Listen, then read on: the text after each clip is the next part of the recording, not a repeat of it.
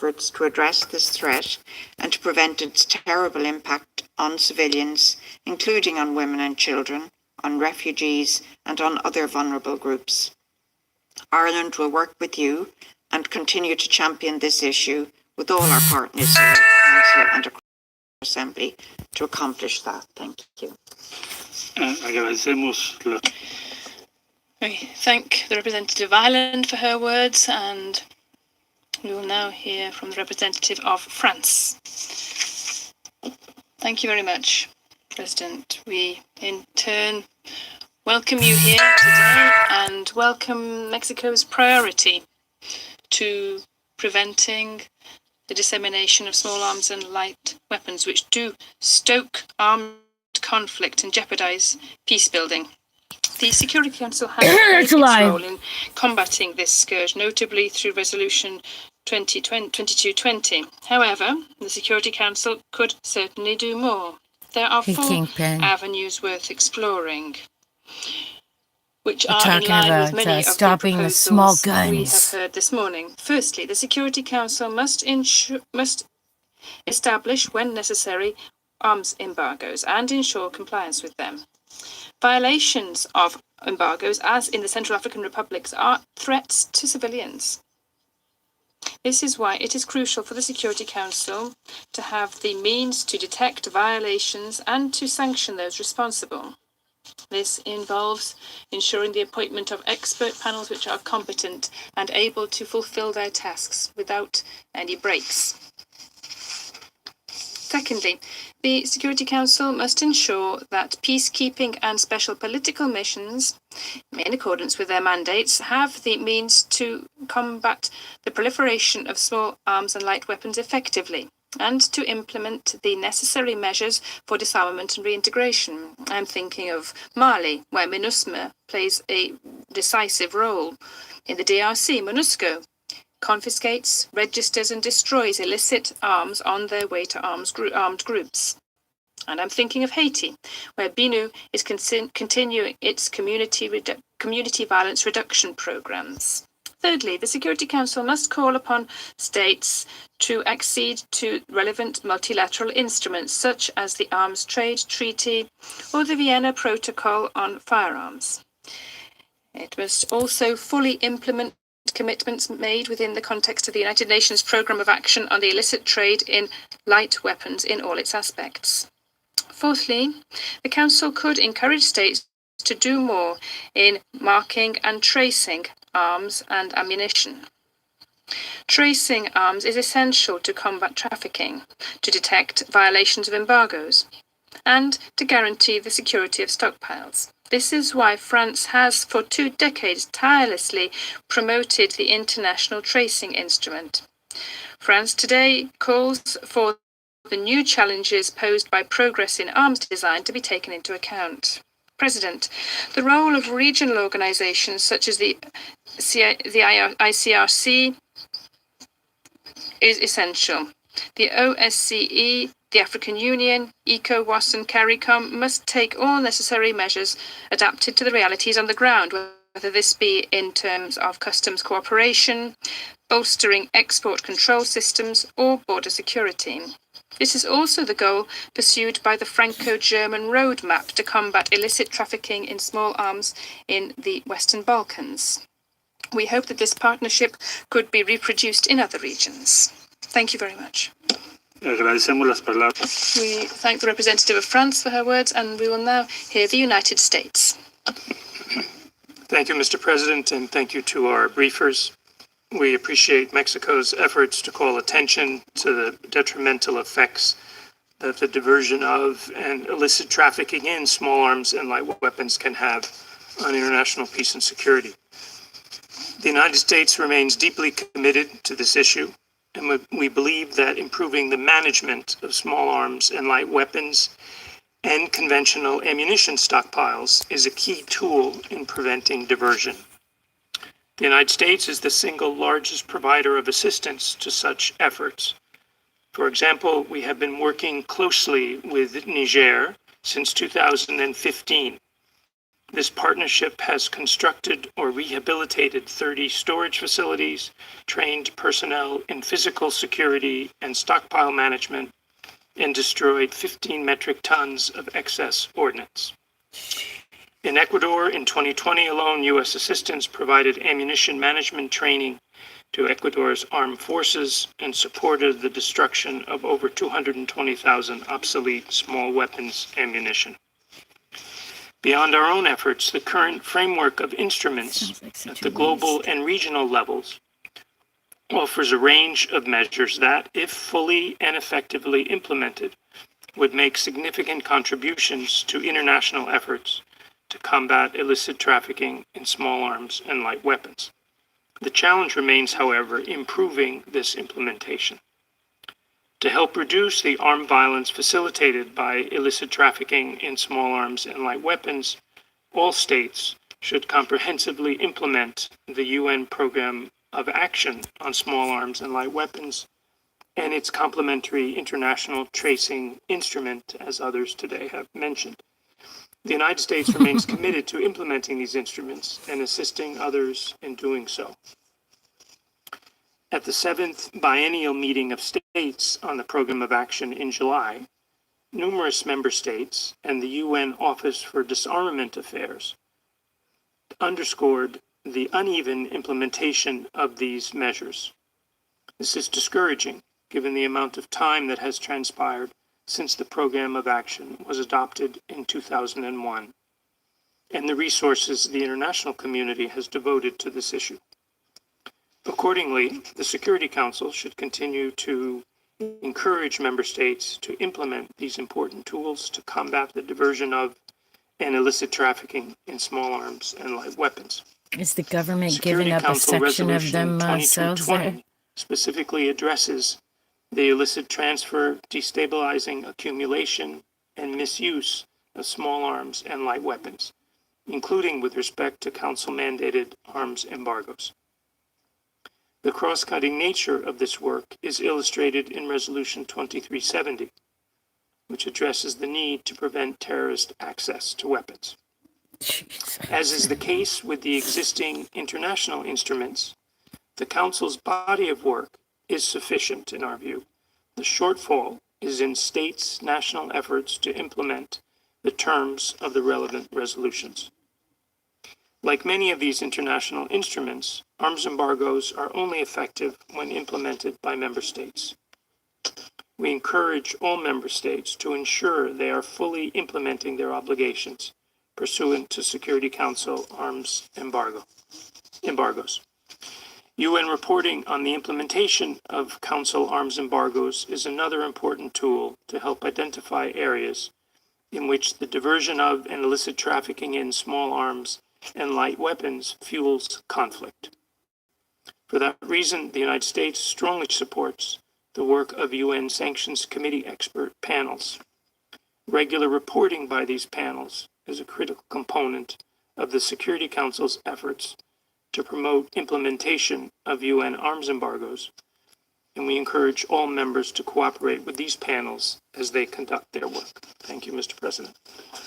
Agradecemos las palabras del Yeah, representante. because criminals are going to give them up, Representative of the United right? States, They're still not going to be able to get them then?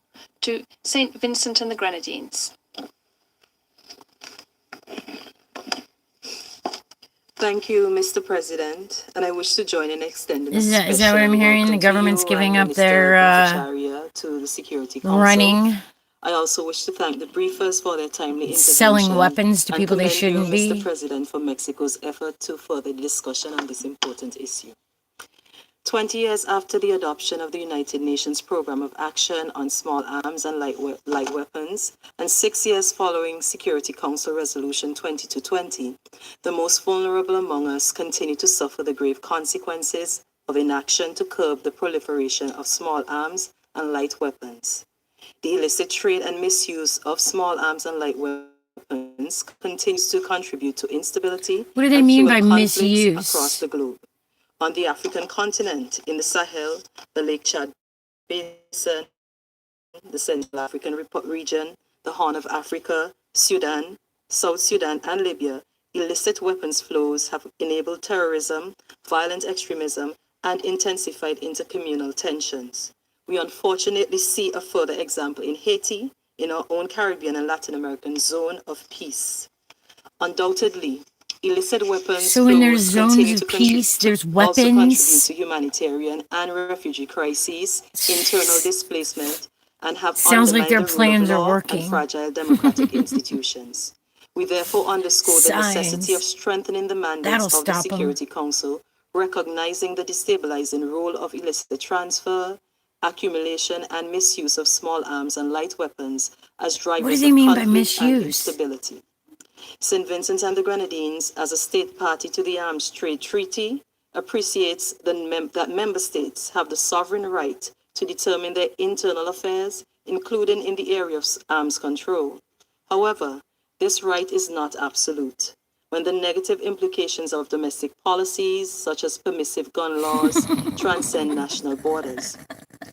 In the Caribbean community, we continue to be severely impacted by the irresponsible and illicit weapons flows, despite the fact that we do not manufacture small arms and light weapons, and we do not Of import them course on it a large is. scale.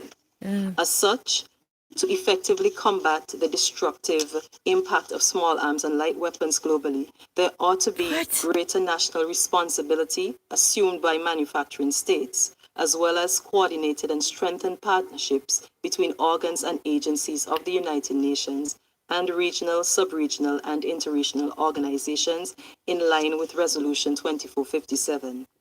There exist numerous treaties, legislative frameworks, and instruments aimed at managing and mitigating the proliferation of small arms and light weapons. That makes me want However, to giggle every these time you say mechanisms that. must be mobilized by states and organizations to concretize efforts to protect societies and to promote sustainable development, especially in countries that continue to experience The death cult. fluctuating periods of insecurity and instability. We therefore remain fully supportive of important arrangements such as the African Union Silencing the Guns Initiative, the Roadmap for the Western Balkans, and CARICOM's Roadmap for implementing the CARICOM priority actions I wonder if they're going to give their guns up. proliferation of firearms and ammunition across the Caribbean in a sustainable manner by 2030, which we have accelerated.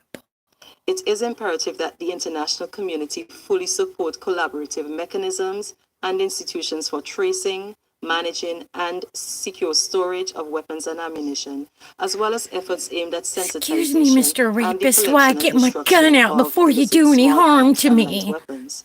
Fucking Post-conflict hell. settings in particular require state institutions to bolster confidence and stability through ownership of security, development, and security sector reform. Further, we emphasize the importance of the full and effective participation of civil society, women and youth in all efforts to build national capacity and institutional and policy frameworks to effectively support disarmament, demobilization, Yeah, 'cause security that's gonna sector help reform, women. and reintegration programs. Illicit arms flows create cross-cutting multidimensional challenges that hinder our achievement of the Sustainable Development Goals. Further, the disproportionate threat posed to women and children is alarming. No state is exempt, and collective action to prevent, Maybe combat, teach women and how to eradicate use the illicit guns trade then to in small protect arms and light themselves. weapons in all its aspects at all levels is Jeez. urgently required to ensure international peace FBI and proves security. their stats Thank you, Mr. or President. this whole bullshit wrong, man. Agradecemos.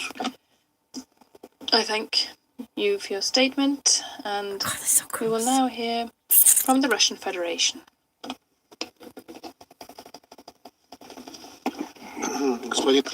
Mr. Minister, we are pleased to see you presiding over the Security Council. We wish to thank Madam Gase and Madam Maria Pia Devota for their briefings. The illicit flow of small arms and light weapons spawns a multitude of threats and challenges. This is particularly acutely felt in developing states which often are flooded with these types of weapons. The uncontrolled use of these weapons results in the fact that they fall into the hands of organized criminal networks, illegal armed groups, extremists, and terrorists.